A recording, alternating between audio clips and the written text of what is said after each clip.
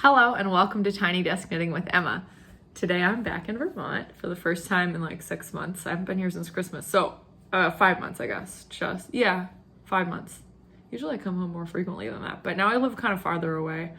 Baltimore is the farthest I've ever actually lived from Vermont. I'm here just for a visit. I am going to my best friend's bridal shower on Saturday, and so I'm here for like a week. It's nice. I have 2 excuses to come back this summer because she's also getting married here in August.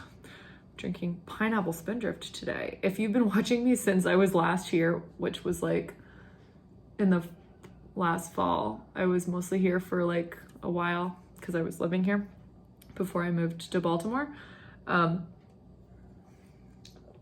You'll know that I went through a lot of different types of seltzer. This is a pineapple spindrift. It really tastes like pineapple. It kind of tastes like canned pineapple, I have to say.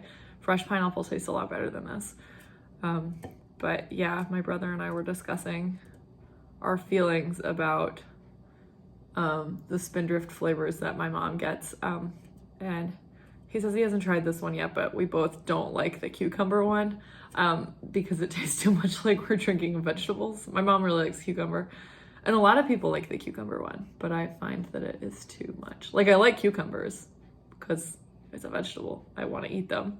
But yeah, I prefer the fruit. My favorite, I think, is the raspberry lime. I like the orange mango as well. But I don't usually get spindrift at Baltimore at home. This is my home. People say different things for home. Like, a lot of people say that home is their parents' house, and I'm like, I think I'm too old to say that. Like, my home is Baltimore. Well, you know who that is. Did you hear that? It's Hobbs. He's outside. He might, if he starts barking, he's gonna have to come in and he's gonna have to make an appearance. So we'll see what happens. He just ran up to the fence. You can hear the collar jingle. Hobbs. He's so furry right now. It's really, it's like he has to get a haircut. So do I. My mom's gonna cut both of our hair this week. And because he needs a summer coat. Is that flickering? No, I think that stopped. The light above me was flickering earlier. This is take 2. I only recorded for like 2 minutes before that. I went to go put on the sweater because I finished it, and it's actually, see, it looks really good now that it's been blocked. I did do the seaming pretty well. These, I actually picked up these stitches. The seams are pretty good though. Seamed the sleeves together. You can't really see it. Very neat. Actually, this is where the seam is. You can see the knit stitches come together, but you can't really see the seam. I did a good job. I really like it. It's super cozy. I don't have any buttons on it yet, and I realized I got some buttons out and I made buttonholes, and I think I'll probably attach the buttons, just, you know, but this is probably just going to be a cardigan that lives at work or like in my desk, because it's cold in my office, and like all the time, winter, summer, all the time it's cold there, so there's a lot of air circulation, which is good. But yeah, it's I always, like, even in the summer months, I have to keep a wool sweater. But the one I have is heavier, and it doesn't look as good as this one. I just think I need multiple ones to go with multiple outfits. Oh, maybe it is flickering. This one, it's totally flickering. Can you tell? I can see it if I do that. If I lean back, maybe it's not as obvious. But this one is the same color as my eyes, so I think this is nice. Yeah. Today is Orange Day. I'm showing you an orange sweater, and this shirt is more like pink and orange. It's just like a J. Crew t-shirt, but it's kind of pink and orange. I'm going to show you a pink sock, and I'm going to show you an orange sweater.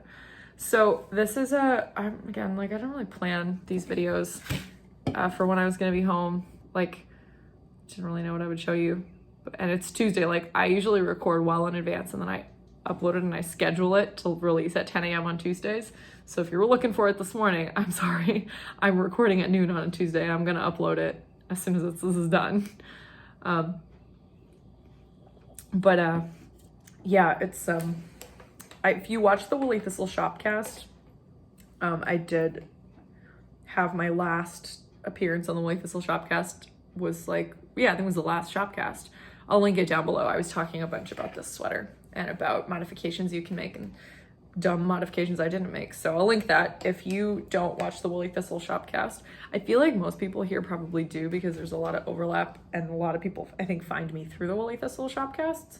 So that's fun. But this is a vanilla sweater that I've been working on and I did some dumb things and I have to like rip them out. The neckline I already ripped out because it was too small. I didn't pick up enough stitches because I'm using a thinner yarn. I'm using Rosa Pomar Pegulhal. It's from Portugal. It's very woolly. It's fingering weight. It's woolen spun. It's kind of like Rama, but it's more tightly spun.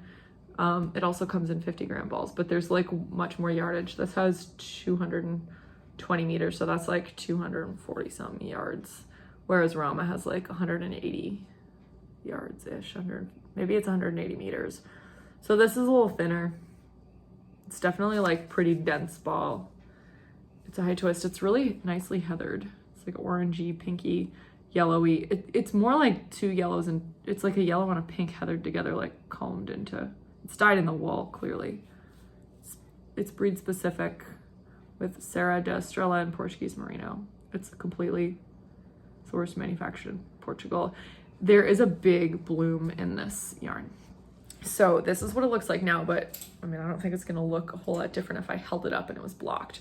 But I anticipate that this yarn will bloom quite a lot. It's gonna be quite a lot softer. I'll probably put a little hair conditioner in the wash with it. And I'm excited to wear it because again, it's still kind of chilly here. It's May 31st today, but generally June, it gets warm during the day. Like it's like in the 70s and 80s during the days, but it's usually still colder at night. So like this week it's supposed to be in the 50s at night, which means it's also kind of chillier in the mornings, which means you get to wear sweaters. So that's great.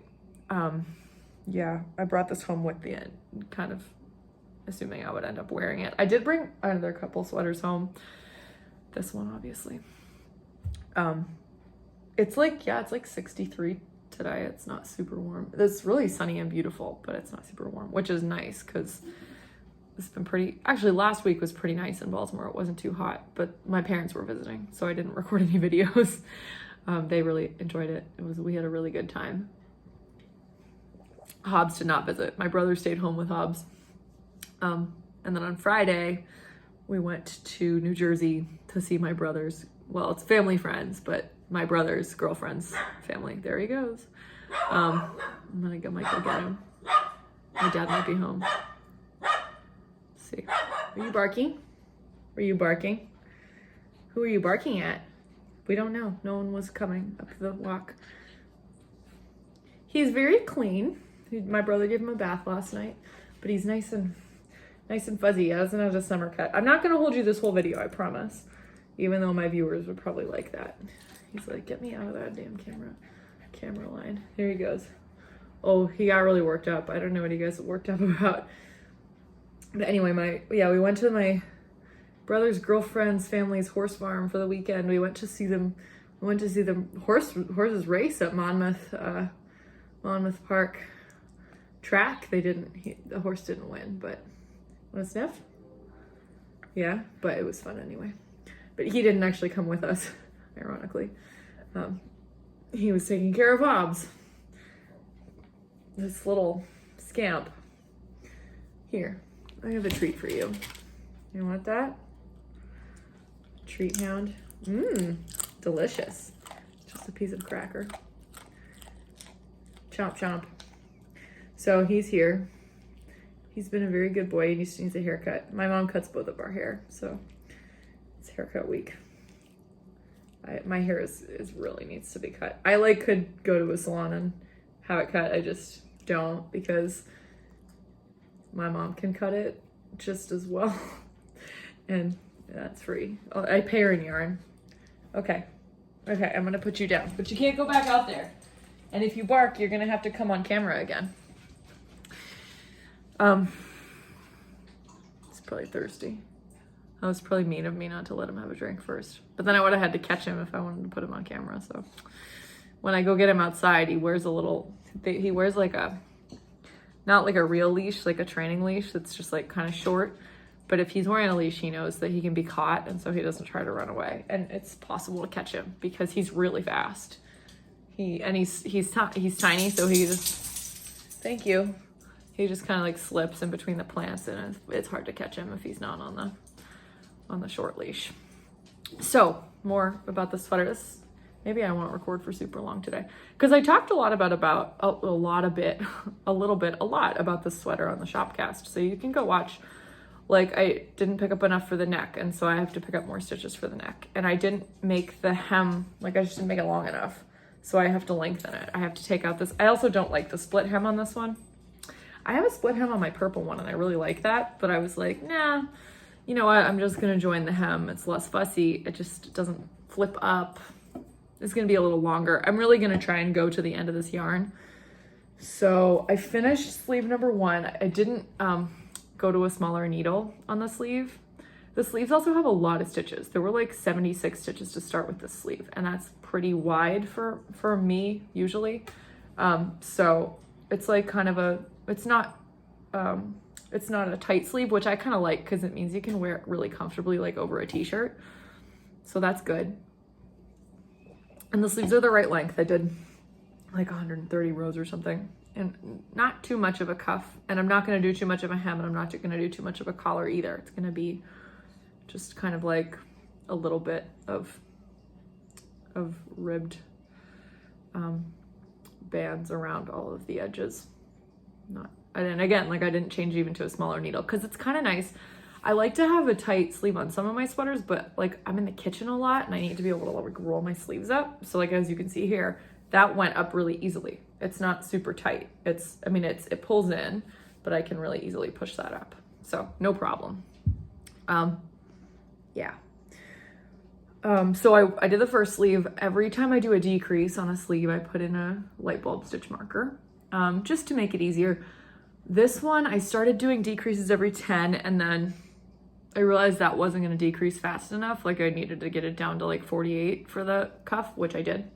So I did like the first 60 sleeve rounds. I decreased every 10, which is kind of normal for me. And then you can see this, this like shinier one, was my indicator that I was going to every 8. So I'm now about halfway through the second sleeve, which I did this morning. I had some meetings. I just sat in bed when I woke up and I knitted it. I really want to finish this today because it's May 31st, and then I would have another FO for May. And I don't like post this anywhere. I guess I could at the end of the month, like post my stats, like what did I finish? How many yards did I knit? That's what I really want to find out, is like how many yards do I knit every month, and like what's the distribution like over the years? Like how many socks do I knit? When do I knit more socks? Is there a time when I'm knitting more sweaters or more socks, or like whatever? My highest yardage months are the ones where I do a fingering and mohair sweater. Those are like, there's 2 yards and they're all both high yardage, and you use a lot of them. Like I'll use like 1,800 yards in a mohair sweater. So that's fun. Yeah, so I'm trying to finish this today so that I can block it like overnight tonight, dry it tomorrow, because if the weather is warm and sunny, these dry really fast outside. You can dry wool outside in the sun. You can. I mean, it doesn't really discolor. I wouldn't dry silk outside in the sun because it discolors it, and I learned that the hard way, and you can't get it back to the color that it was before, which stinks. Because I had a silk top that I dried in the sun, and it was like a beautiful light blue, and it kind of turned greenish. I still wear it. I think it looks good greenish too, but just not exactly how I pictured it. So yeah, I've got one more ball of this. I have to do the neckline, finish the sleeve. Should be no problem because I just started this last ball, and these are 50 grams, and I had 5. Finish the sleeve. Then I'm gonna pick up the neck and do that, which doesn't take very long. And then I'm just gonna use like as much of the rest of it as I can to lengthen the body. And I might get a bit of length. I'll probably get a few extra inches, and I'd like it to be a little longer. I don't want it like a tunic, but it's nice to have some. Most of my vanilla sweaters are a little smaller, like they're not super long in the sleeve. They're kind of like bracelet length, and they're not long, and they're not oversized. This isn't too oversized. I can put this on so you can see it. It's not like oversized on the body really, but it's, again, it fits over my shirt, which is nice.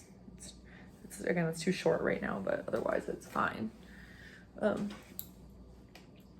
Yeah, basically, I know I already kind of did a lot of details about this on the Woolly Thistles cast, so I'm not gonna talk about that because you can watch it there. You can see my collar right now, but you'll be able to see less of that once I pick up because it's currently unfinished. You can see unfinished, but soon to be finished. So this sleeve is, especially once it's blocked, because this is a looser gauge for Pegulhal, like, you know, this says 24 to 32 stitches in a 4-inch or 10 centimeter square. I'm doing it at about 20. So it's looser, more drape. This will definitely hit me in the place where I want it to hit me. I mean, it already does, but it's also nice because I wear a Fitbit, which is kind of chunky. And it's nice when your sweater doesn't like get caught in your Fitbit and like, I don't want it to pull. The Fitbit's got soft edges, just even like this, the little, you know, this guy doesn't really catch on anything. It's just like, sometimes it gets stuck in there and you're like, oh, this is just annoying. And like I forgot to take my Fitbit off before I put my sweater on or something. So that's annoying, but you know, it is what it is. So I like this. So yeah, I'm getting there on the second sleeve here. I considered making this into a cardigan, but then I was like, I actually really like to wear the vanilla pullovers. I have a couple cardigans. I just don't wear them as much. Even, you know, you can unbutton them. Bigger sweaters, I don't mind if it's a cardigan. I will sometimes unbutton them and wear them unbuttoned, but the vanilla ones, the like, you know, like the thin fingering weight, it's nice to just pop over your head. You can cut this like after the fact. You can just, like, what I would do is I would find the center neck. I would pick up a steek bridge. Like I would pick up a bunch of stitches in a line for the button band, and then I would needle felt in between those button bands that I would probably knit in advance. Like I would probably like pick the stitches up, knit the button band, pick up the stitches on the other side, knit the second half of the button band, have those just flat open, and then needle felt the inside of the button band, like where, you know, because I didn't create a steek bridge, so would be manufacturing a steek bridge after the fact. Needle felt what would become the steek bridge, which you wouldn't want to be a lot of stitches. It would have to be like 3 stitches, because if it's too big, then you're like, those stitches weren't added. Like if you're knitting a cardigan, those stitches were extra. They're not extra in this. You're just steeking it after the fact, so you don't want a large area for a steek bridge, because that would be taking away the material from your sweater. Even if you're knitting button bands, you can knit longer button bands, I guess. I'm not gonna make this into a cardigan, but you could. So I like to like have one of these on the needles, you know, a plain sweater just for knitting at trivia night or whatever. So I don't know which one I'm gonna do next. I know I have some red Donegal Darny tweed. The Woolly Thistle has the Donegal Darny tweed, and I'll link it in the show notes, but they carry the Aran weight. So I have a fingering weight. I have 3 skeins of that. I got it in London before COVID, ages ago. And then I got some yarn in. I got some other yarn in London that was if you saw my London recap, England Adventures episode, which I can probably link down below. I like should figure out how to just be like, it's right there and like get the button so you can click it. I'm not that advanced yet. Yeah, I don't know how to do that. My roommate Jordan might know how to do that. She does my visual stuff, but because she's a graphic designer. But yeah, so yeah, speaking of roommates, Hannah, my other roommate, the one who knits, she and I both brought like semi-finished sweaters home with us, because she went home the same time I went home. Her parents live in Boston, and she was going to the Cape to celebrate her grandfather's birthday. So she and I were home this week, and she was like, do you think I can just like get away with like not bringing another sweater home and just like finishing this one? And I was like, yeah, you only have 1 sleeve left. Totally. So I too am planning to finish this and wear it here. I have a couple sweaters, and my mom's got tons of sweaters, but still it's nice to finish a sweater, you know, start wearing it before it gets too, you know, in Baltimore it'd be too hot to wear this week. It's like 95 degrees there today. So yeah, it's like 63 here. It's great. Nice to miss a hot, humid week. I mean, I'm gonna have to be there for the rest of the summer, most of the rest of the summer. I'm off 2 weeks. I'm in New York for a week in July doing a choir thing. I help run a girls' choir course in New York City that I've been doing since I was attending it when I was 14. I've been working there since I was in college, and we're having it for the first time in 3 years because of COVID. We didn't have it for 2 years. It's like a professional training course for mostly high school age, a couple middle school age girls around the country who want to do English church music at kind of a professional level. And it's really exciting, but I digress. That's in July. I'll be home the week after that because that's when my friend's getting married. Again, I'm home right now because her bridal shower's this weekend. So I had the bachelorette party just over a week ago in Florida, and the engagement party this coming weekend. And the middle weekend, I had another engagement party for one of my other friends because I am 28 and everyone around me is getting married. I go to at least one wedding a year, and I'm usually a bridesmaid once a year. This is my 3rd year in a row that I've been a bridesmaid. And my friend who's getting married, whose engagement party I just went to, she just got engaged, but they're probably gonna get married next year. And she's not having bridesmaids, but I am, like, you know, we're having a bachelorette for her and I'm going to that too. So yeah, once a year. It's pretty normal. I love celebrating people. It sometimes can be, you know, it's a lot of planning and sometimes it's a lot of money, but it's nice to celebrate your friends. And I love the weddings. It's like really exciting. And this one, my whole family's going because this girl, Lauren, is my childhood friend, and she had busy parents who were often traveling for work, and so she stayed with us all the time. So this is like her second home and family. So all of us, my brother, my parents, and I are all going. My brother's my date. No one wants to come all the way to Vermont. It's too far. So from Baltimore at least. So Ian, my brother, is coming with me. And that's fun. Yeah, so this is what I've been working on. I managed to make these videos like plenty long without even trying. Like, yeah, again, just in my last video about this on the Shopcast on the Woolly Thistle was like, try to use other yarns for sweaters or patterns that you're already familiar with. Like, knit them first in the yarn and knit them to pattern and knit them to the gauge with the yarn that's suggested if you're a little nervous, and then start branching out. If something doesn't work, take it out, try again. It's just, I mean, the more you frog, which is ripping, knitting out and knitting it again, the better you're going to get at it and the less stressful it's going to be. Because in the end, you want to wear the piece. You want to like wearing the piece. You want it to be to the specifications you want. So I was like, yeah, the neckline's a little tight. Let me just rip that out. It only took an hour. That's easy. But like, I've ripped whole bodies out, whole sleeves out because they're just too big. So sometimes you just gotta cut your losses and reknit it. I mean, it's yarn, it's gonna reknit. Even if it looks a little crinklier because it's all kinky, you know, just it'll block out, no problem.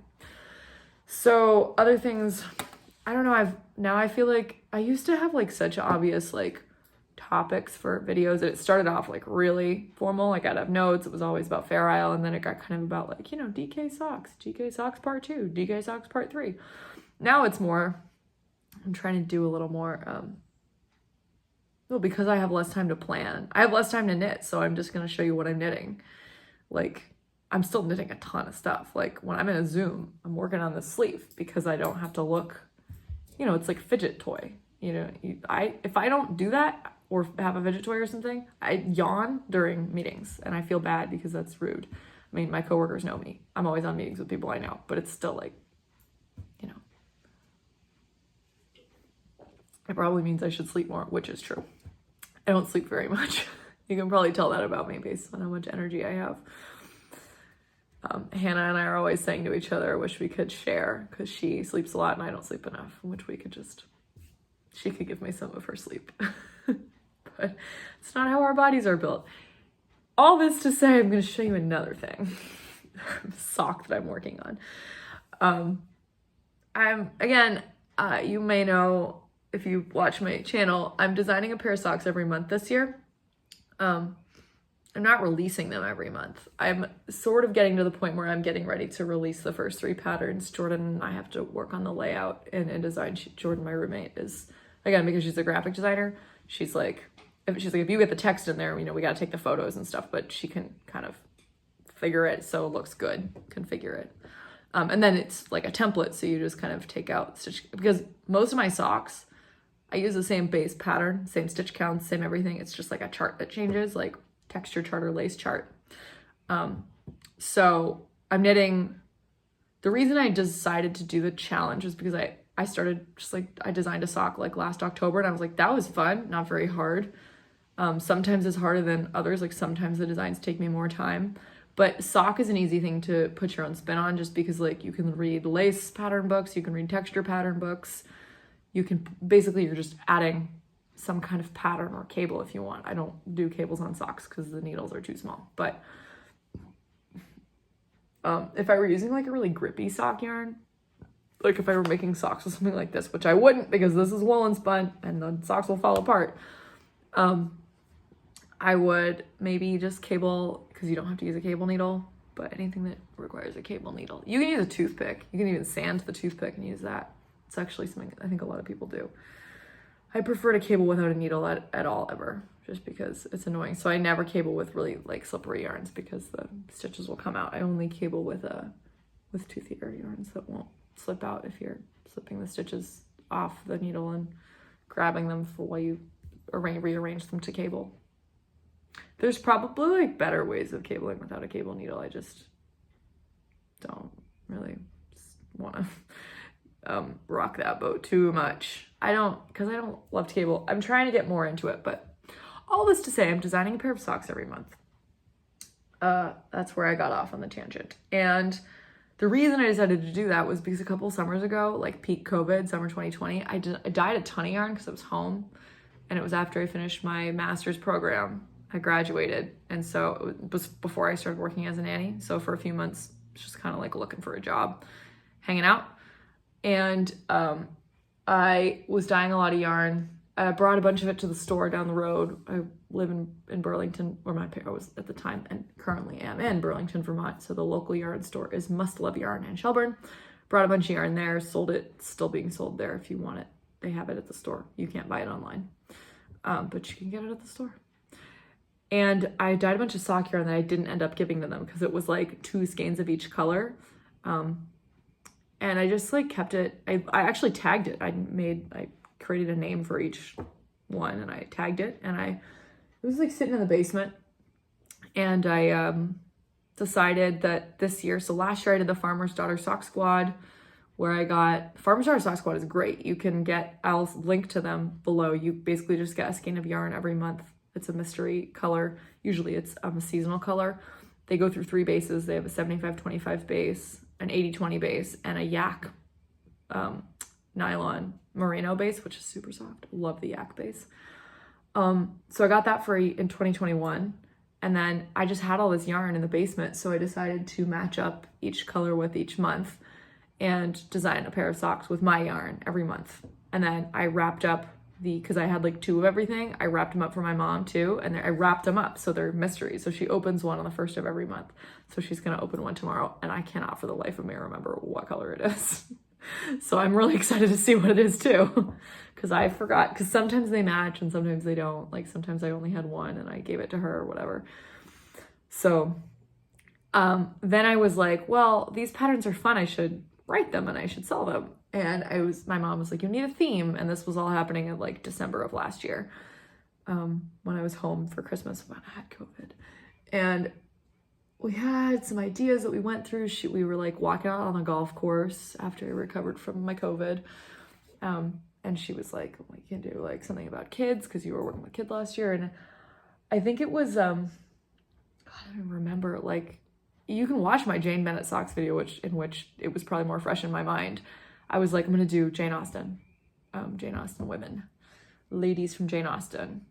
So there's 13, there's 5 Bennett sisters, Mrs. Bennett and Lady Catherine de Bourgh are my 7 Pride and Prejudice characters, and then Eleanor and Marianne Dashwood from Sense and Sensibility, and then Emma Woodhouse from Emma, the book I was named after.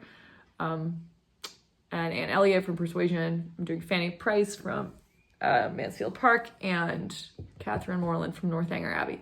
So you can go watch my videos for Jane Bennett, Kitty Bennett, and Catherine Moreland already. Those are up. If you want to test knit for me, just fill out my Google form. I don't have any requirements as long as you're nice and you don't share the pattern. You don't even have to finish knitting it. It's like, if you want to try some test knitting, I'd love to see my designs knit up in beautiful yarns, and you can modify the pattern pretty much however you want. Don't modify the, if there's a lace chart, you got to do the lace, but you can construct it any way you want if you're familiar with socks. If you're not familiar with knitting socks, I would say maybe don't, or get more familiar, knit a few socks, and then sign up. Just because you may find that the test patterns don't have quite enough information necessarily, and there's no pictures or anything. So like when the patterns come out, stitch counts will be much more included. There's stitch counts like at the beginning, like cast on X stitches and work stitch heel flap over X number and stuff, but it's not a whole lot of other guidance, whereas in the final pattern there will be like a glossary and all sorts of stuff. So be familiar with sock construction. Have your preferred sock construction, go for it.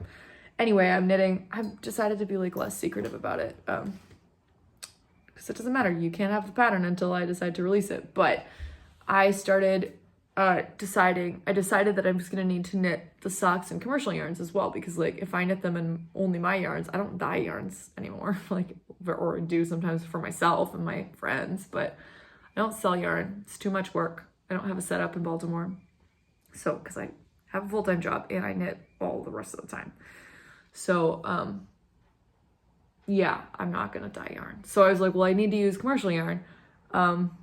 And I have gotten some indie dyed yarn. I actually I found an indie dyer at Haynes House, and the woman who owns it, she used to be work in a bookstore, and she has a whole Jane Austen line. So we're gonna collab so that you can actually get official Jane Austen colorways from her. But I have not yet knit those up. So I'm still working on, basically the rule that I set myself was that on the first of the month, I can cast on those socks in my yarn, but I can work ahead as much as I want. If I finish, my June socks on June 7th, I can continue to work on other months in the future. And I have to knit, for the past a little bit, as a few more pairs too. But I can knit only with other people's yarn. With commercial yarn, I can go into the future. So this is I think it's gonna be my ones I knit in August. Hot pink. This is, I really like this yarn. This is Perennial by Kelburn Woolens. So it's a little woollier. It's got 60% superwash merino, 25% Surrey alpaca, and 15% nylon. So I think it's gonna hold up pretty well. Alpaca's a long wool, Surrey's soft, but alpaca's a long wool. So it's kind of like Amble by the Fiber Company, but it's thinner. Amble is kind of more of a sport weight, and this is like a light fingering weight. This has 497 yards, which is that's like Jagger Spun. It's a super light fingering weight. You can see there. This colorway is called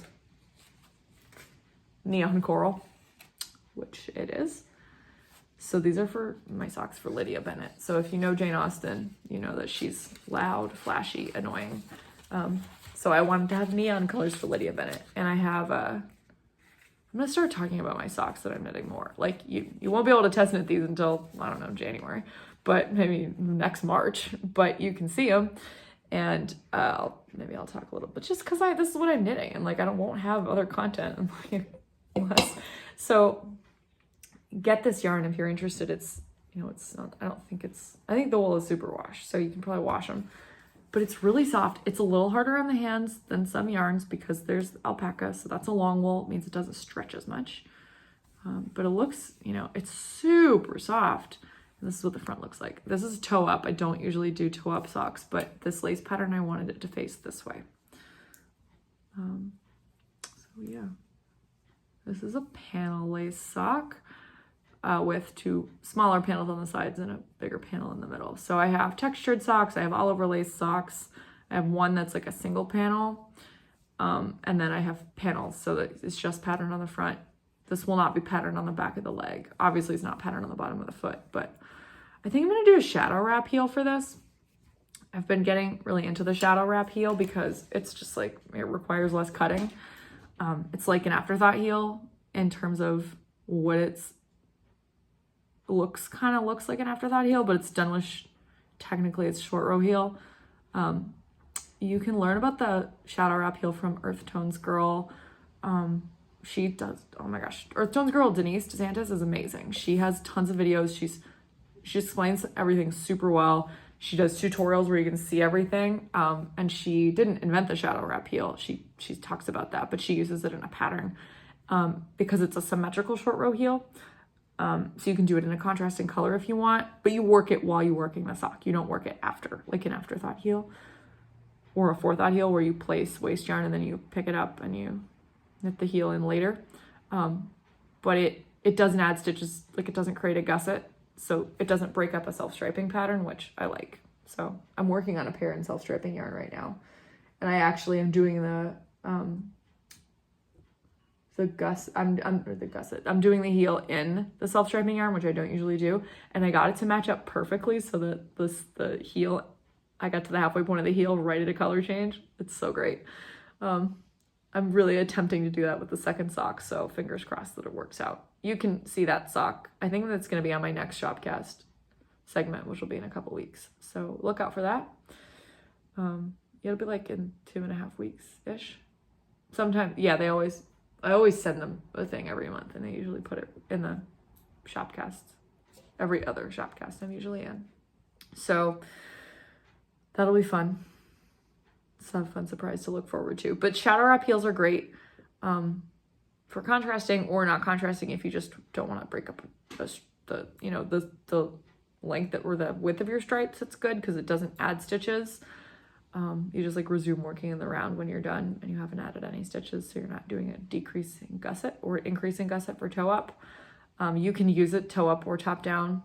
It works. It's exactly the same. I'm not sure if it's like the Fish Lips Kiss heel. I did buy the Fish Lips Kiss heel pattern because it's $1, but I don't know if it's similar. The Fish Lips Kiss heel pattern I think was really like developed by the person who wrote that pattern. So unless they were unaware that somebody else developed the pattern and people are using the shadow wrap heel technique and socks all the time, yeah, it doesn't really matter. It's socks. It does matter, but it's the sock heel technique. There's lots of them and people don't tend to put them under any kind of copyright. So be aware if you're designing socks. I almost always do a heel flap and gusset for my socks because they're top down or cuff down, but my test knitters can do them bottom up if they want.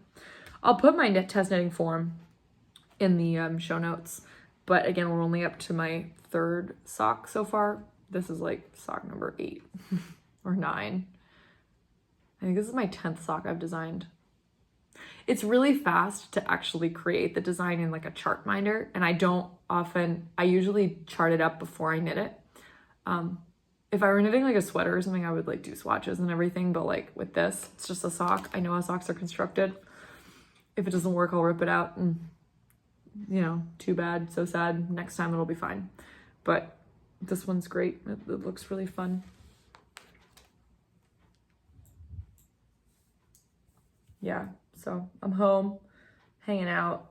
I mean, I'm working. It's my lunch break right now, but I'm doing lots of orientation stuff for work and everything. But yeah, I don't know. Some people say what they're reading and watching in their videos, and I think it's fun to talk about that. I